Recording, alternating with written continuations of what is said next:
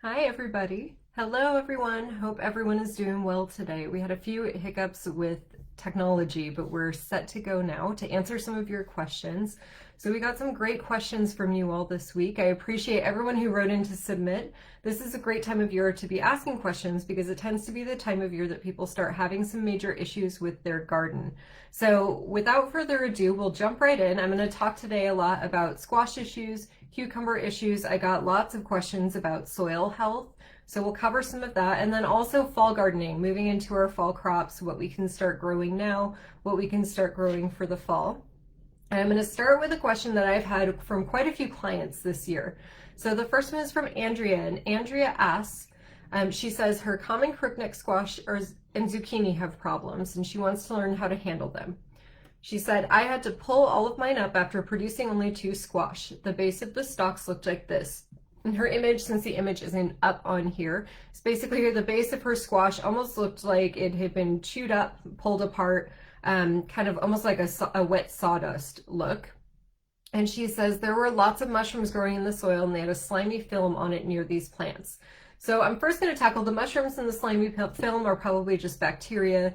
Mushrooms, like anything that's decomposing, this was happening around the area of your squash that was damaged, so that's probably where those came from, so I wouldn't be concerned about those. Your problem, Andrea, is with squash vine borers. Squash vine borers are terrible. They're really hard to control. They're jerks. They kill your plant. And they're basically these sizable beetles. They're not huge, but they're pretty big. They're black and orange. You can see them flying around your garden. The problem that they cause is they'll lay their eggs on the inside of your squash vines. So if you look at the bottom, at the base of your plant, the really thicker stems are where they like to lay their eggs, which makes it even worse because when it's close to the base of your plant, it's going to affect your whole plant. As these eggs hatch, the larvae of these beetles will eat kind of the inside of your squash from the inside out. So they're eating your squash plant. That's how they grow. That's their first food source. And what happens is they're essentially digesting the food, and then the food comes out of their bodies through their digestive system as the sawdust looking stuff. So it's basically digested squash plant. It's pretty gross. It's very unpleasant, and it will kill your plant very easily. There's a couple things that you can do for these, and they will affect pumpkins. They can affect cucumbers sometimes, any kind of squash, any kind of gourd. First thing that you want to do is be sure that your plant is kept healthy, keep it watered, make it strong. That's just basic garden care, and that's going to kind of go alongside with any of these other issues that we discussed today. The next thing that you can do is treat with a product called BT. BT is Bacillus thuringiensis, is what it stands for. It's a naturally occurring soil, it's a bacteria, I believe, that's lab created. And it's also organic. It's very low toxicity, very safe. So you can spray your plant with BT. That acts as a deterrent, and if the insects start to eat your plant or they ingest it, it also acts as a stomach poison. So keep a good BT regimen on your plants if you're comfortable doing that. I'm comfortable with it. I'm big on organic just because we've got 3 dogs and chickens and kids that play back there, so anything I use has to be fairly non-toxic. So it's a great product to have on hand. It's also really good to have it on hand for anything eating your kale, if you have kale still growing this time of year, anything nibbling your cabbages, your lettuces, some of your other fall things that are going to be coming up here pretty soon. The other thing you can do, and what I did this year with wild success for my squash plant, which is healthy for far longer than it usually is because the vine borers usually get mine, is I've used some of our straw, which I use to mulch, and I've mounded the straw on all of the main stems. So all of the leaves are still out and getting exposure to sun, but the beetles can't get to the main stems of the plants. I try to lightly pile it on so there's still some air circulation, because if you trap too much moisture, that can cause more bacteria. But this has successfully prevented any of these beetles getting to my plant and killing it off this year. So these are fantastic. And I'm looking, it looks like, oh, yep, we have a comment, my squash and pumpkins have already been killed. I know, they're awful, aren't they? They really are just terrible. So hopefully that helps you with your vine borers. The other thing that can be happening is squash bugs. Squash bugs are another terrible creature that gets into your garden, can be very destructive. They suck the moisture out of your leaves, so your leaves look pretty sad. They can die off from those, and they can also spread different diseases to your plants. These will get into cucumbers and squash, all the things that we talked about before. The easiest way to get rid of squash bugs is prevention. If you look at the underside of your leaves, you're going to have to lift up your squash leaves, but you'll be able to see these little tiny copper eggs in clusters. Those are squash bugs. So you want to pull those leaves off, destroy them, make sure the eggs are dead and gone. That'll prevent them from infesting in the first place. If you do see them, because sometimes you miss them, it's hard to see all of the eggs on the leaves, then you can use Neem or insecticidal soap. Both of these are, again, organic pesticides. They're very user-friendly, very low toxicity. Both of these are going to, once they hatch, prevent those little nymphs from, it provides kind of a deterrent and also can be poisonous. So both of those or either of those products can help. If you have adults, one of the best ways I've found to get rid of them is to put a wet shingle or a piece of plywood or something down in your garden, water it with the rest of your garden. That cold or cool space underneath there that stays more humid will actually attract the squash bugs. They'll have a tendency to crawl in there at night. Then in the morning you can pick up your shingle and kill them all off that way. Chickens are also very effective. Chickens will eat your squash bugs. If you have chickens, you can let a few of them into your garden to peck around by your squash and they'll take care of them. And the other thing is just to really kind of watch your plant. If you see them, get rid of them. They're pests. They don't know they're pests. They're just walking around on your squash. But hopefully those will kind of help you to move on and make sure you're doing some crop rotation so you're not planting your squash plant in every year in the exact same place. And that'll help prevent them as well. So with that, we're going to move on to our next question. This one is from Ryan, and Ryan is asking about fall potatoes. He says, is there a variety of potato that does better in the fall, and is there any place local that would have seed potatoes this time of year?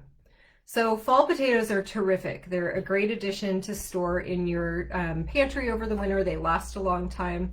You can start them pretty much now into the middle of August. It'll give them time to grow. Once you have them planted, you can leave them really until we get a pretty hard frost. So we'll have a decent growing season with them. Fall potatoes tend to be a little bit smaller than their early spring counterparts, so I like to use varieties that are slightly smaller. Red potatoes work really well, new potatoes. Any type of fingerling variety, those do really well. Yukon Golds that are a little bit smaller, those do well. And they might still be a little bit smaller at harvest, but that doesn't mean that they're not going to still last and be very tasty. As far as where to get them goes, I, like everyone else, have not been out as much lately. I'm trying to stay in because of the corona situation. But I know Riddle Plant Farm carries them, Grog's Green Barn carries them, Stringer Nursery has carried them. So you might just want to give them a call or send them a message on Facebook, see if they have them in.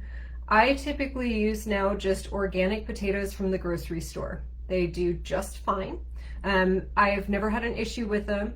I do recommend organic because I have heard that some of the conventionally grown ones are treated with something to prevent those little eyes of the potato from sprouting out, which is great for shelf life of the potato, but not great if you're trying to grow new potatoes because that's essentially its root system.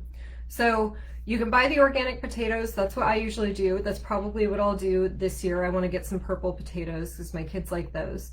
So get some organic ones. They should do great. If they're slightly larger, if you have multiple eyes on your potato, just cut into it. Keep like 2 eyes per each little section.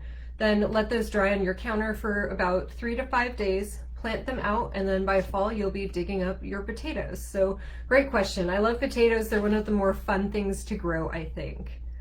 Oh, and Ashley said, we're talking about the squash just a minute ago. She said she just had to replant. She also is mentioning, I read you can inject BT into the vines. Yes, you can. I have tried that. I've had limited success, but that doesn't mean it doesn't work for everyone. And it's certainly not going to hurt your plant as long as you take a lot of care to do it. And BT is fairly inexpensive, so I think that's a great thing to try. So yeah, let me know, Ashley, if that works out for you, because I'm hoping to get some people who have some success with that so that we can provide better guidance on that in the future. All right, next question up, we have some tomato questions. Tomato questions are always really common this time of year as well. So this is from Christy. Christy said, I planted tomatoes from seed and they didn't come in until June and they have not flowered. Was that too late? And will I get some tomatoes before the season is over? So a couple things on these. We had a very late frost this year. Normally our planting date, our safe planting date is April 15th, and that week this year got a little bit frosty. My tomatoes are later than usual as well. I'm getting my first few now. My guess is, Christy, that if you put them in and they really got rooted down and were healthy in June, probably what happened is your daytime and nighttime temperatures were a little too warm for them to want to flower and pollinate. When temperatures exceed about 85 degrees during the day or exceed about 70 at night, tomato plants are going to slow down. They don't really like that heat. They generally are going to flower and set fruit the best when the ambient air and the soil temperatures are between 60 and 70, which is really low for midsummer here. However, my thought is you should be just fine. Just because you didn't get them on the second round, we have this nice cooler week that we're having right now. And in addition, in the fall, you should get another round of blossoms. The only thing I would caution you against is if you have a determinate variety, you can kind of look into your variety, see if it's indeterminate or determinate. Determinate varieties will flower and set fruit all at once, something like aroma tomato, whereas indeterminate varieties will put off multiple flowers in multiple phases. If it's a determinate variety, sometimes if you miss the spring and it's already been planted, it can kind of stunt it a little bit. But I would say keep your plant healthy, make sure to keep them watered, make sure to use some mulch to help minimize the soil temperature fluctuating too much and the moisture temperature. And I'm willing to bet that within a few weeks here, you'll start to see some flowers coming in. If you still see nothing or no activity and you've taken all of those things into consideration, the other thing is that you could be having a nitrogen issue in your soil. Nitrogen is generally one of the most commonly utilized things that your plants are going to need from your soil. But if you have too much, it can get to where you have this big, beautiful, bushy tomato plant with zero fruit. It's going to just focus more on the leaves, and it's just the plant's chemistry at work there. So if you haven't done a soil test or you're concerned about that, that could be it. That's generally not the case. It's really hard to get that much nitrogen that you're having some issues, but if you are somebody who has been on a fertilizer regimen for a while, you might want to get your soil tested. So we're going to move on now to a cucumber question. Doris said, I'm not having any female cucumber flowers and therefore no cucumbers. The leaves are slightly yellow but growing well. Okay, so this question has been coming in a lot for both squash and cucumbers for me lately from our clients. So again, we had that kind of late frost. Plants got off to a slightly later start. The way that squash and cucumbers both work is they'll put off anywhere from 10 to 30 male flowers for every one female flower. This is going to be dependent on your climate, your type of plant, your variety. But it wants to be sure that there are plenty of males available so that as soon as those females are ready to bloom, it has a better chance of pollinating one of those females. So generally, you'll see your male flowers are going to come in much sooner. You'll see them earlier. You'll get more of those before you ever see a female flower, and it's the plant's way of kind of preparing. My guess is that your cucumber plant might have really jumped off kind of late this year. You might still be seeing just the male flowers coming in. So I would wait a few more weeks, see as our temperature fluctuates a little bit, if you're seeing any of the females come in. Honestly, my cucumbers this year, I'm finally getting some, but it took a lot of love and a lot of care. And then I did have some cucumber beetles move in that caused some damage early on, so those kind of stunted the plant. Watch your yellow leaves, make sure they're not getting worse, and keep those trimmed off. Again, make sure you mulch. Cucumbers really like to have consistent moisture, so you want to be sure you're giving them consistent watering, and again, the mulching is just going to help hold moisture in, and it's also going to control your soil temperature. That'll also help prevent, when you finally do get your cucumbers, any of them tasting very bitter. All right, so next one is the soil question. And this is a great question that I get a lot. Can I reuse the same soil for the following year or even for my fall garden? And this is from Shelley. And the answer to this is absolutely you can. You should never have to replace your soil in your beds. You want to be sure that you're caring for it properly and providing proper nutrition to create that good microbiome, but you should never feel obligated to replace your soil. Sometimes people will for containers if you're doing container gardening. That is just because since you're typically planting the same few things, if you're unable to crop rotate in there, you might need to replenish it to prevent disease. They also have nutrients that get absorbed more quickly because the roots can essentially fill up the whole container and absorb more from those. But generally, if you have not tested your soil, it's a great thing to do. You can do that through the Tulsa Master Gardener Center. You can even drop off your soil samples right now outside, and they're still doing testing. It's $10. If you go to tulsamastergardeners.com under soil, they're going to give you lots of information on how to get a great test. It's always a good investment. And the biggest thing then is just to maintain proper fertilization and soil health. So the easiest way to do that is to make sure that you're on a good regimen, a healthy regimen. Whenever you pull a plant up, I recommend putting an inch or two of some kind of organic matter on there, so maybe a mushroom compost or a cotton burr compost. Spreading that in, kind of mixing it into the top 6 inches of your soil so those nutrients can be pushed throughout your soil system. If you're using some kind of a fertilizer or chemical fertilizer, make sure that you are reading the package directions very closely. It is absolutely possible to over-fertilize.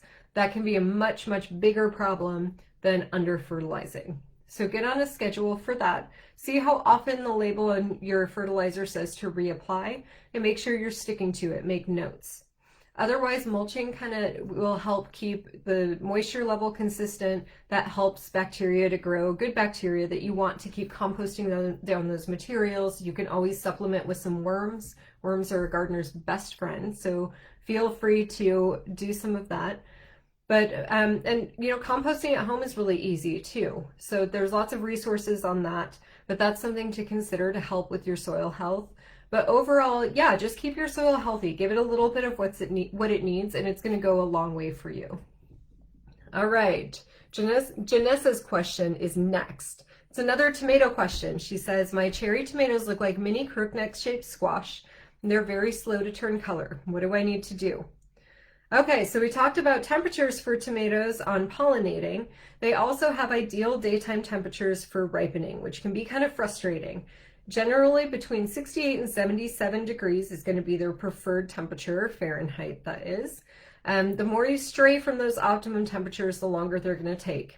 This isn't necessarily a problem. Right now we're getting our first few cherry tomatoes. I'm not too concerned about it. We've had flowers, we've had fruit coming in. You can bring some of your tomatoes when they're green, if they're full size inside. Sometimes that will help them to ripen, but they're generally going to have better flavor if you allow them to outside. But there's no worries on that at all. Lots of people are still having green tomatoes this time of year. It does generally take a long time in Tulsa to get those guys to ripen. You'll see people on Facebook right now who have loads of tomatoes, and that's awesome. It could be that they planted earlier. It could be a variety issue. It could be just your microclimate in your yard. Don't worry, keep your plants healthy, mulch, water, keep them pruned back if you need to. As long as you're seeing fruit there, they're doing just fine. The one other thing that I will note for you is my guess is you have a different type of tomato, like a yellow pear. Pear or teardrop shaped tomatoes are two variations. There's some great heirloom varieties that are in these shapes. So if you have those guys, then that's what they're going to look like, is these little mini crookneck squash. So check out your variety. I'm willing to bet that it's one of those. And for the record too, the pear-shaped tomatoes are one of my favorite varieties. They're really good. So I think that you're on the right track and you should be getting some more of those ripening pretty soon.